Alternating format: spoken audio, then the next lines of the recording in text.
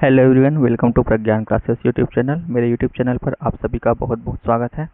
इस वीडियो में हम डिस्कस करेंगे प्रयोगशाला परिचारक भर्ती परीक्षा 2023 रसायन विज्ञान के टॉपिक रासायनिक अभिक्रिया कथन कारण एनसीईआरटी आधारित महत्वपूर्ण प्रश्नों के बारे में। तो चलिए शुरू कर लेते हैं आज के वीडियो। आज का जो पहला क्वेश्चन है, वनस्पति पदार्थों का खाद में अपघटन ऊष्माक्षेपी अभिक्रियाओं का एक उदाहरण है। तर्क कह रहे हैं ऊष्माक्षेपी अभिक्रियाएं वे अभिक्रियाएं हैं जिनमें ऊष्मा उत्पन्न होती है।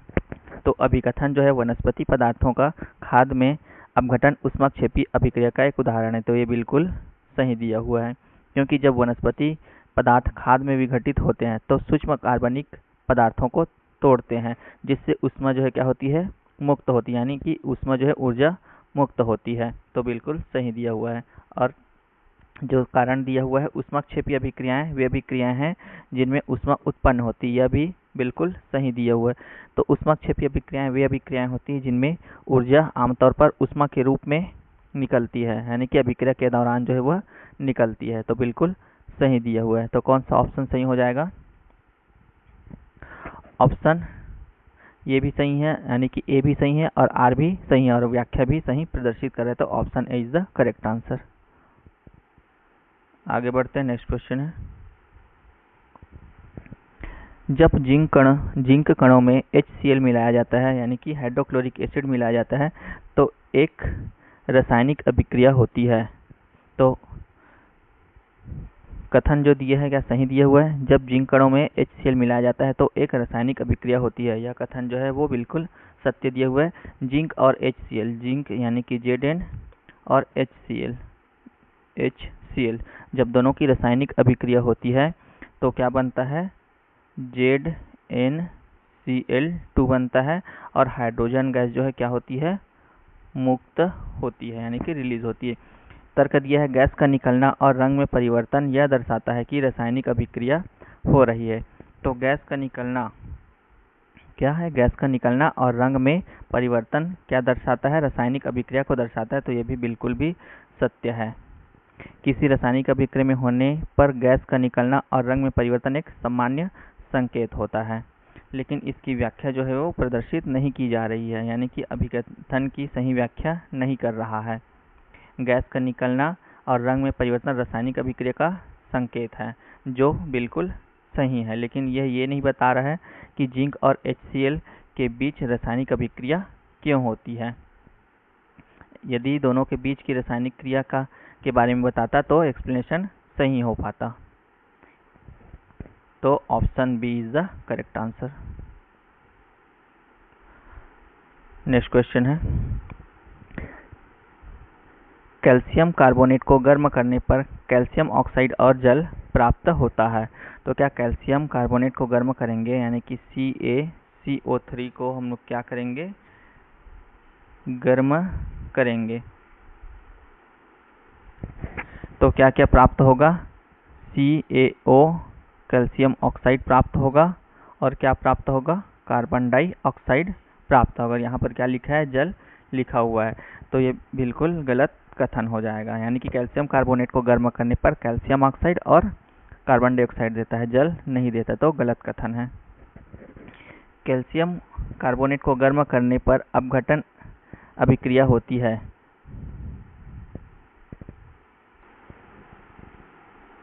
ये कुछ नहीं है, यहाँ तक है। कैल्शियम कार्बोनेट को गर्म करने पर अपघटन अभिक्रिया होती है।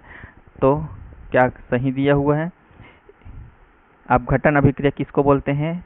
अपघटन अभिक्रिया में क्या होता है? कोई भी पदार्थ है वो विघटित हो जाता है। जैसे कि कैल्शियम कार्बोनेट दिया हुआ है, तो कैल्शियम कार्बोनेट को हम क्या कर रहे हैं? गर्म कर रहे हैं। तो क्या हो रहा है? दो पदार्थों में, यानी कि दो सरल पदार्थों में टूट जा रहा है, तो उसको हम अपघटन अभिक्रिया कहते हैं।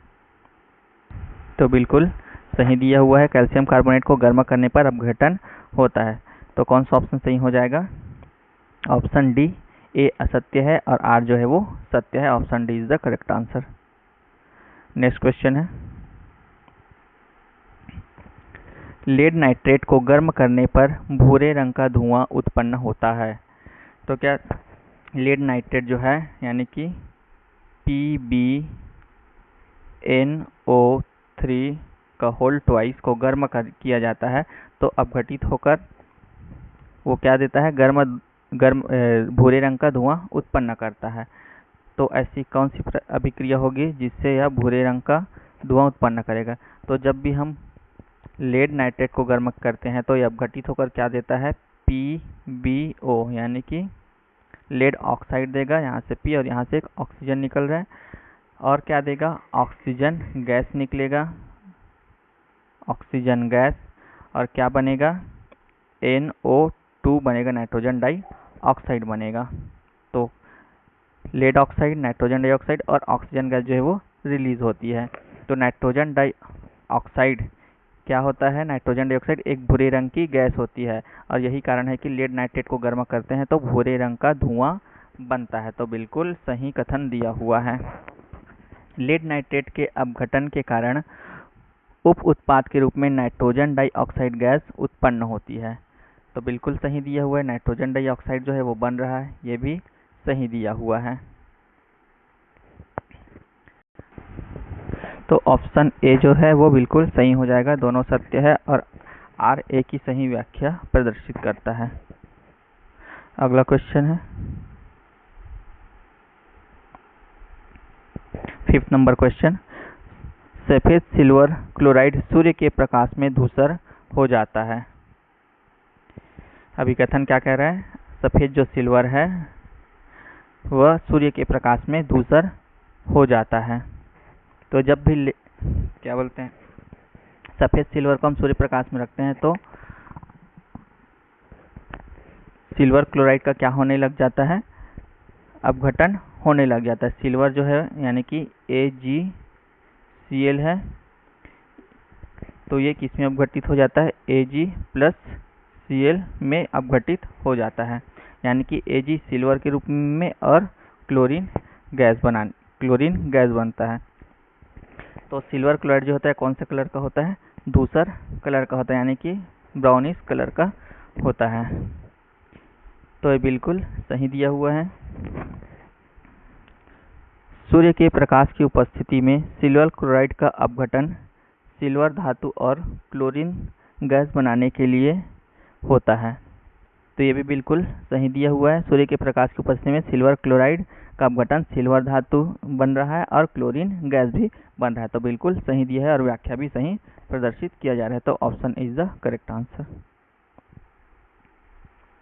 नेक्स्ट क्वेश्चन है 6 नंबर क्वेश्चन, जब सल्फर हवा में जलता है तो तीखी गंध वाली गैस उत्पन्न होती है। क्या कह रहा है, जब सल्फर हवा में जलता है तो तीखी गंध वाली गैस उत्पन्न होती है। बिल्कुल सत्य कथन है, क्योंकि सल्फर को जलाने पर सल्फर डाइऑक्साइड बनता है। क्या बनता है, सल्फर है और इसको हम किसकी उपस्थिति में जला रहे हैं, ऑक्सीजन की उपस्थिति में जला रहे हैं। तो कौन सी गैस बनती है, SO2 गैस बनती है, यानी कि सल्फर डाइऑक्साइड गैस बनती है, जो कि कैसी गंध वाली होती है, तीखी गंध वाली गैस होती है। तो बिल्कुल सही कथन है। सल्फर की ऑक्सीजन के साथ अभिक्रिया पर सल्फर ट्राइऑक्साइड बनता है। तो सल्फर का ऑक्सीजन के साथ क्रिया हो रहा है तो कौन सी गैस बन रही है, सल्फर डाइऑक्साइड बन रही है। तो एक तरह से ये गलत कथन हो जाएगा, क्योंकि सबसे पहले कौन सी गैस बन रही है, प्रियोरिटी के रूप में तो SO2 गैस बन रही है, फिर ऑक्सीजन से क्रिया करेगी तब जाकर के ये SO3 गैस बनेगा। लेकिन डायरेक्टली फर्स्ट फॉर्म में क्या बन रहा है, सल्फर और ऑक्सीजन की क्रिया से SO2 बन रहा है। तो ये गलत कथन हो जाएगा। सल्फर डाइऑक्साइड जो है वो मुख्य गैस के रूप में बन रहा है, ना कि सल्फर ट्राइऑक्साइड मुख्य गैस के रूप में बन रहा है। तो ए जो है वो सत्य है और आर जो है असत्य दिया हुआ है। तो option C is the correct answer. Next question है 7 नंबर क्वेश्चन, ऑक्सीजन के साथ कॉपर की अभिक्रिया में कॉपर अपचायक के रूप में कार्य करता है। क्या कथन सही दिया हुआ है कि ऑक्सीजन के साथ कॉपर की अभिक्रिया में कॉपर जो है अपचायक के रूप में कार्य करता है। तो जब कॉपर को ऑक्सीजन के साथ अभिक्रिया कराया जाता है तो क्या होता है, इलेक्ट्रॉन को वो खो देता है, यानी कि कॉपर जो है ऑक्सीजन के साथ क्रिया करता है तो क्या कर देता है, इलेक्ट्रॉन को खो देता है और ऑक्सीकृत हो जाता है। क्या हो जाता है, ऑक्सीकृत हो जाता है। और इस प्रक्रिया में कॉपर एक अपचायक के रूप में कार्य करता है। क्या करता है, अपचायक के रूप में कार्य करता है, अपचायक के रूप में नहीं बल्कि अपचयित होने वाला पदार्थ के रूप में कार्य करता है। ऑक्सीजन जो है इलेक्ट्रॉन को खो दे रहा है और अपचयित हो रहा है, यानी कि उसका ऑक्सीकरण हो रहा है। अच्छा, एक मिनट, जो स्टेटमेंट दिया है कथन, इसमें जो कॉपर है वो क्या कर रहा है, ऑक्सीजन एक्सेप्ट कर रहा है लेकिन इलेक्ट्रॉन को क्या कर रहा है, डोनेट कर रहा है। तो एक तरह से ये लॉजिकली देखें तो ये भी करेक्ट हो जाएगा, क्योंकि कॉपर जो है क्या कर रहा है, इलेक्ट्रॉन को डोनेट भी कर रहा है, ऑक्सीजन को क्या कर रहा है, एक्सेप्ट कर रहा है। तो एक तरह से ये करेक्ट दिया हुआ है। और रासायनिक अभिक्रिया में ऑक्सीजन प्राप्त करने वाला पदार्थ अपचायक के रूप में कार्य करता है। तो ये भी एक तरह से सही दिया हुआ है। तो दोनों जो है वो सही दिया हुआ है, लेकिन व्याख्या जो है प्रदर्शित नहीं कर रहा है। तो option B is the correct answer. ये जो क्वेश्चन है थोड़ा कंट्रोवर्सी है इसमें, तो एक बार इसको आप चेक कर लेंगे। आगे बढ़ते हैं नेक्स्ट क्वेश्चन पे।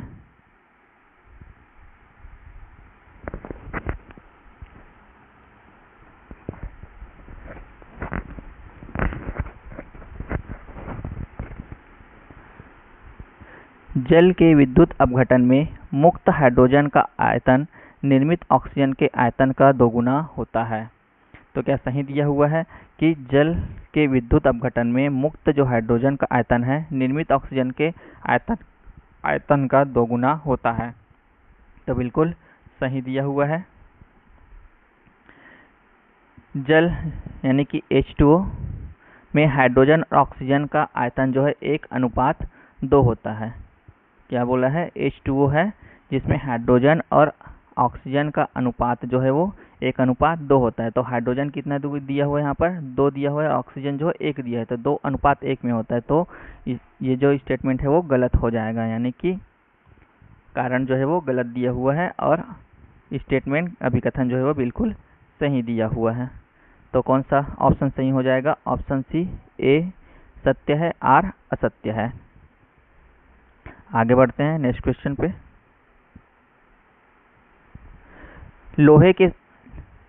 लोहे के संक्षारण को सामान्यतः जंग लगना कहते हैं। बिल्कुल, लोहे में जब संक्षारण होता है उसको हम क्या कहते हैं, जंग लगना कहते हैं। यानी कि जंग लगने की जो प्रक्रिया होती है वो क्या कहलाती है, संक्षारण कहलाती है।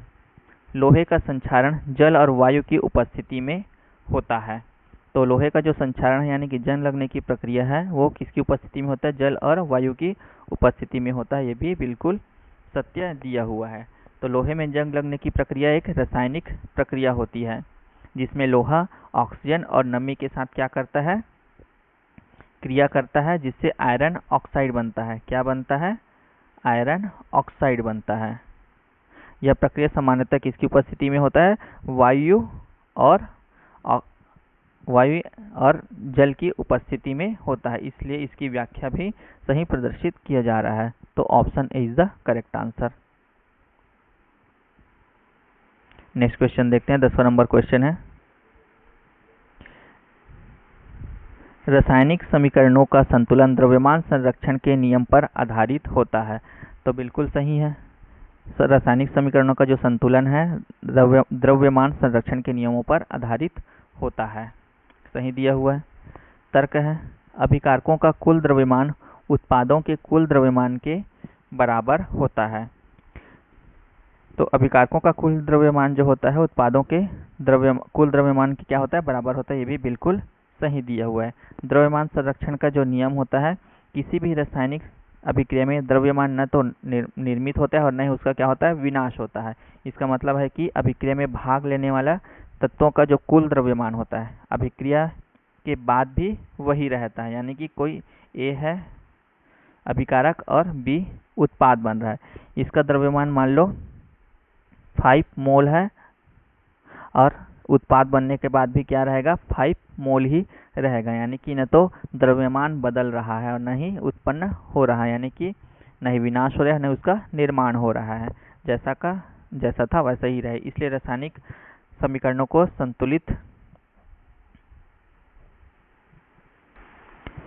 संतुलित करना आवश्यक है ताकि दोनों तरफ तत्वों के परमाणुओं की संख्या समान रहे,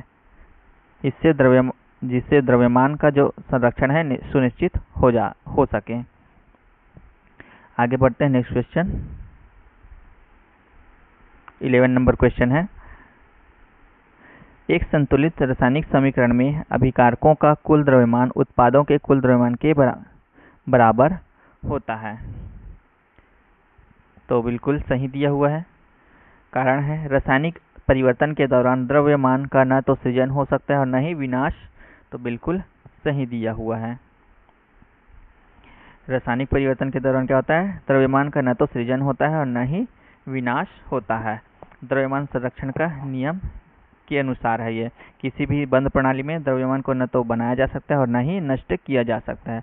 और जो संतुलित समीकरण है, एक संतुलित रासायनिक समीकरण में क्या होता है, अभिकारकों और उत्पादों में प्रत्येक तत्व के परमाणुओं की संख्या समान होती है। इसका मतलब है कि अभिक्रिया के दौरान परमाणुओं की संख्या में कोई परिवर्तन नहीं होता, केवल उनका संयोजन होता है। क्या होता है उनका, जैसे कि A और B है, इन दोनों का संयोजन होगा और क्या बनाएगा, AB बनाएगा।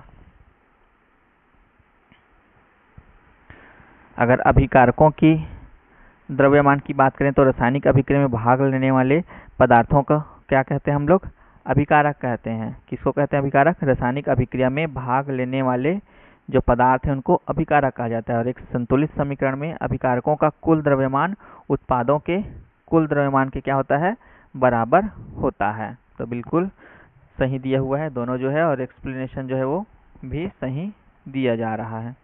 तो option is the correct answer. आगे बढ़ते हैं। नेक्स्ट क्वेश्चन,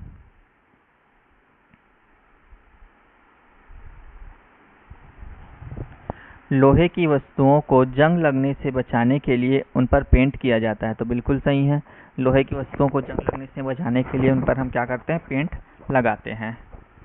कारण है, जब लोहे की सतह पर पेंट लगाया जाता है तो उसकी सतह ऑक्सीजन और नमी के संपर्क में नहीं आती, इसलिए जंग नहीं लगता। तो क्या कह रहा है, जब कोई भी लोहे का टुकड़ा है, मान लो कि लोहे की छड़ है, उसमें हम क्या लगा देंगे, पेंट लगा देंगे, तो इसकी सतह पर ऑक्सीजन नहीं जाएगा और न ही नमी यानी कि जल का संपर्क होगा, इसलिए जंग नहीं लगता है। तो ये भी बिल्कुल सही दिया हुआ है, यानी कि ए भी सही है और आर भी सही है। पेंट एक अवरोधक के रूप में कार्य करता है जो लोहे को हवा और नमी से अलग रखता है। तो इस अलगाव के कारण क्या होता है, लोहे की सतह पर जंग लगने की प्रक्रिया शुरू नहीं होती, क्योंकि जंग लगने के लिए ऑक्सीजन और नमी दोनों का होना आवश्यक होता है। इसलिए लोहे की वस्तुओं पर पेंट करना जंग लगने से बचाने का एक प्रभावी तरीका होता है। तो कौन सा ऑप्शन जो है वो करेक्ट हो जाएगा, ऑप्शन ए करेक्ट हो जाएगा। ए और आर जो है दोनों सत्य है। ए आर जो है ए की सही व्याख्या कर रहा है। अगला क्वेश्चन देखते हैं क्या कहते हैं। रासायनिक अभिक्रिया किसी पदार्थ की भौतिक और रासायनिक अवस्था को बदल देती है। तो रासायनिक अभिक्रिया जो होती है, क्या उसकी भौतिक और रासायनिक अवस्था को बदल देती है? तो बिल्कुल सही कथन है, क्योंकि रासायनिक अभिक्रियाओं में पदार्थ की रासायनिक संरचना है क्या हो जाती है, वो बदल जाती है। रासायनिक अभिक्रिया में क्या होता है, पदार्थ की जो रासायनिक संरचना है वो बदल जाती है, जिससे उनकी भौतिक और रासायनिक अवस्था भी बदल जाती है। उदाहरण के लिए अगर देखें तो जब लोहे में जंग लगता है तो कौन सी प्रक्रिया होती है, रासायनिक प्रक्रिया होती है। तो लोहे की जो संरचना होती है, संरचना बदल जाती है और यह एक नया पदार्थ यानी कि जंग बन जाता है। तो उसके भौतिक अवस्था में भी क्या हो गया, परिवर्तन हो जाता है, और रासायनिक अवस्था में भी परिवर्तन हो जाता है। तो बिल्कुल सही दिया हुआ है। कारण देखते हैं, जब विद्युत धारा जल से प्रवाहित होती है तो विघटित होकर हाइड्रोजन और ऑक्सीजन देते हैं। तो विद्युत धारा यानी कि जल जो है H2O होता है, जब इसमें विद्युत धारा प्रवाहित होती है तो ये किसमें विघटित हो जाता है, हाइड्रोजन और ऑक्सीजन में क्या हो जाती है, विघटित हो जाती है। तो ये भी बिल्कुल सही दिया हुआ है। विद्युत अपघटन एक रासायनिक अभिक्रिया है जिसमें विद्युत धारा का उपयोग करके जल को हाइड्रोजन और ऑक्सीजन गैसों में विघटित किया जा सकता है। यानी कि विद्युत अपघटन में क्या हो रहा है, दो अलग अलग गैसें यानी कि हाइड्रोजन और ऑक्सीजन में परिवर्तित हो रहा है। जो जल है। तो बिल्कुल सही दिया हुआ है और एक्सप्लेनेशन भी सही प्रदर्शित किया जा रहा है। तो option A is the correct answer. 14 number question देखते हैं। जब कैल्शियम कार्बोनेट को गर्म किया जाता है तो विघटित होकर कैल्शियम ऑक्साइड और कार्बन डाइऑक्साइड देता है। तो बिल्कुल सही है। कैल्शियम कार्बोनेट है CaCO3, जब इसको गर्म किया जाएगा तो क्या बनेगा, CaO calcium oxide plus carbon dioxide बनेगा। तो बिल्कुल सही दिया हुआ है। अपघटन अभिक्रिया ऊष्मा लगाने पर होती है, इसलिए यह एक ऊष्मा शोषी अभिक्रिया है। तो क्या कैल्शियम कार्बोनेट का विघटन हो रहा है तो इसमें ऊष्मा की आवश्यकता पड़ रही है, यानी कि ऊष्मा लग रही है। तो क्या ऊष्मा शोषी अभिक्रिया है। तो बिल्कुल सही दिया हुआ है। जब कैल्शियम कार्बोनेट को हम गर्म कर रहे हैं यानी कि इसको क्या दे रहे हैं, ऊष्मा दे रहे हैं, यानी कि ऊष्मा की जरूरत पड़ रही है। तो जब भी ऊष्मा की जरूरत पड़ती है तो उसको हम क्या कहते हैं, ऊष्मा शोषी अभिक्रिया कहते हैं। ऊष्मा के अवशोषण के माध्यम से हो रही है तो इसे हम क्या कहेंगे, ऊष्मा शोषी अभिक्रिया कहेंगे। ऊष्मा शोषी अभिक्रिया क्या होती है, ऊष्मा शोषी अभिक्रिया वे होती हैं जिनमें प्रतिक्रिया को आगे बढ़ाने के लिए ऊष्मा की आवश्यकता होती है। तो बिल्कुल सही है और व्याख्या भी सही प्रदर्शित किया जा रहा है। तो option A is the correct answer. Next question है, जिंक सल्फ्यूरिक अम्ल के साथ अभिक्रिया करके जिंक सल्फेट और हाइड्रोजन गैस बनाता है और यह एक विस्थापन अभिक्रिया है। तो जिंक है और क्या दिया हुआ है, सल्फ्यूरिक अम्ल यानी कि H2SO4 दिया हुआ है। तो जिंक और सल्फ्यूरिक अम्ल की क्रिया होगा तो क्या बनेगा,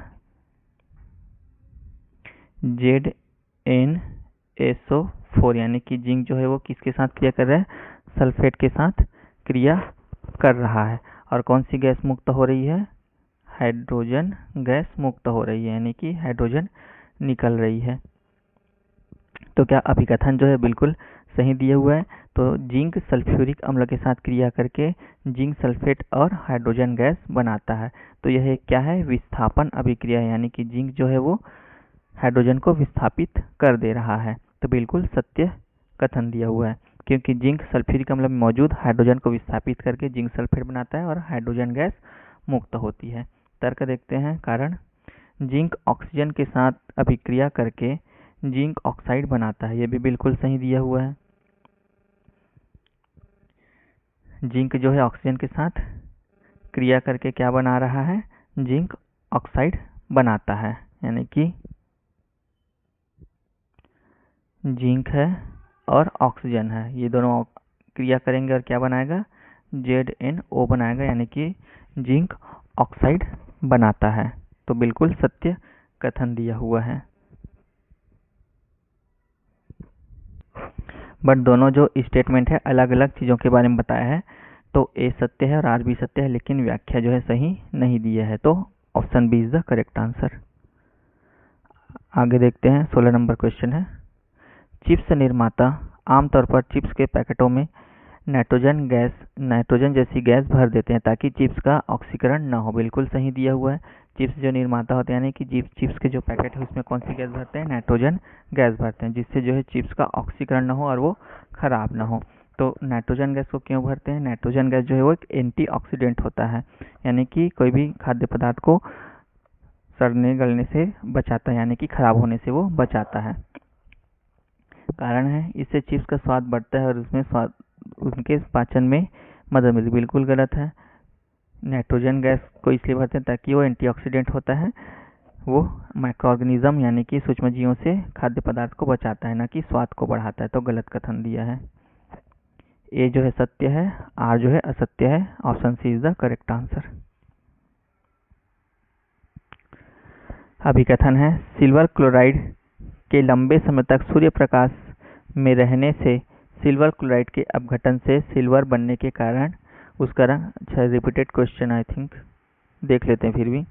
सिल्वर क्लोराइड के लंबे समय तक सूर्य प्रकाश में रहने से सिल्वर क्लोराइड के अपघटन से सिल्वर बनने के कारण उसका रंग धूसर हो जाता है। बिल्कुल सही दिया हुआ है। इस प्रक्रिया में सिल्वर क्लोराइड का ऊर्ध्वपातन होता है। बिल्कुल गलत है। सिल्वर क्लोराइड का ऊर्ध्वपातन नहीं होता है। ऊर्ध्वपातन किसको बोलते हैं हम लोग, जब कोई भी ठोस होता है वो डायरेक्ट किस में परिवर्तित हो जाता है, गैस में परिवर्तित हो जाता है, बिना द्रव में परिवर्तित हुए, तो उसको हम ऊर्ध्वपातन कहते हैं। तो ऐसा बिल्कुल नहीं होता है सिल्वर क्लोराइड के केस में। तो कारण जो है असत्य है, ये जो है सत्य है। तो option C is the correct answer. अगला क्वेश्चन देखते हैं।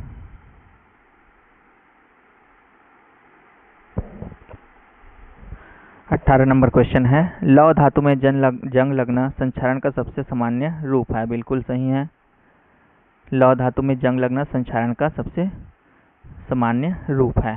कारण है, यदि लोहे को सूर्य के प्रकाश में खुला छोड़ दिया जाए तो जंग लगने का प्रभाव उल्टा हो सकता है। बिल्कुल गलत है।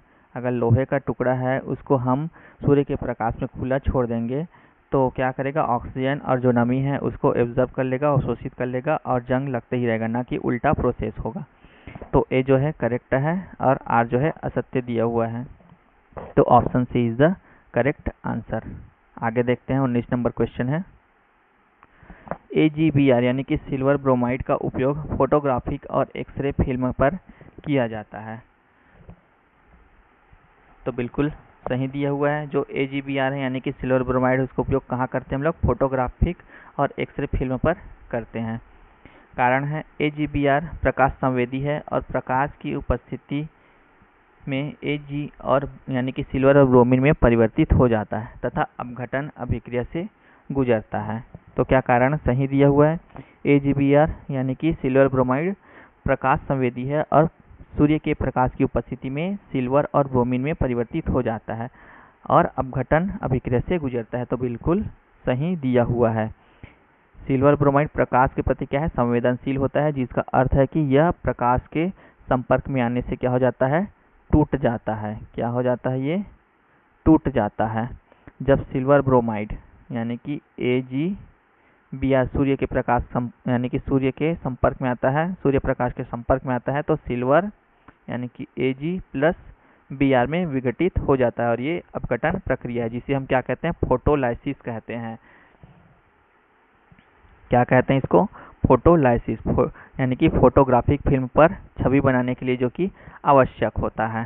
तो बिल्कुल सही दिया हुआ है और इसका स्पष्टीकरण भी बिल्कुल सही है। तो option A is the correct answer. आगे देखते हैं। नेक्स्ट क्वेश्चन है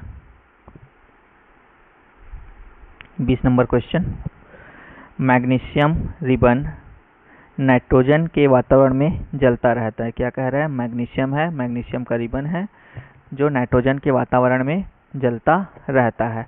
तो क्या सही दिया हुआ है, मैग्नीशियम रिबन जो है नाइट्रोजन के वातावरण में जलता है। तो बिल्कुल सही दिया हुआ है। यह अभिक्रिया जो है एक संयोजन अभिक्रिया है। क्या है, एक संयोजन अभिक्रिया, जिसमें मैग्नीशियम नाइट्रोजन के साथ मिलकर क्या बनाता है, मैग्नीशियम नाइट्राइड बनाता है। क्या बनाता है, मैग्नीशियम नाइट्राइड बनाता है। तो सही दिया हुआ है। अभिकथन कारण देख लेते हैं। मैग्नीशियम नाइट्रोजन के साथ अभिक्रिया करके मैग्नीशियम नाइट्राइड बनाता है, ये तो सही है। और यह अभिक्रिया संयोजन अभिक्रिया, ये भी बिल्कुल सही है। यह एक रासायनिक अभिक्रिया जिसमें दो या दो से अधिक जो पदार्थ हैं क्या हो रहे हैं, जुड़कर एक नया पदार्थ बना रहे हैं। तो अभिकथन और कारण दोनों सही है और कारण अभिकथन का सही व्याख्या करता है, इसलिए क्या हो जाएगा, इसका सही उत्तर ए और आर दोनों सत्य है और आर जो है ए की सही व्याख्या प्रदर्शित कर रहा है। तो option A is the correct answer.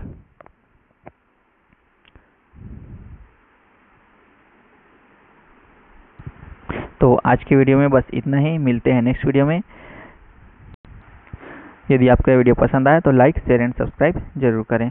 यदि आप हमारे YouTube चैनल पर नए हैं तो चैनल को सब्सक्राइब कर लें ताकि आने वाले सभी वीडियो आप तक पहुंच सके। आप इस वीडियो का PDF प्राप्त करना चाहते हैं तो हमारे टेलीग्राम ग्रुप पर ज्वाइन कर सकते हैं। टेलीग्राम ग्रुप का जो लिंक है वो डिस्क्रिप्शन बॉक्स में दे दिया गया है, तो आप वहां से ज्वाइन कर सकते हैं। मिलते हैं नेक्स्ट वीडियो में।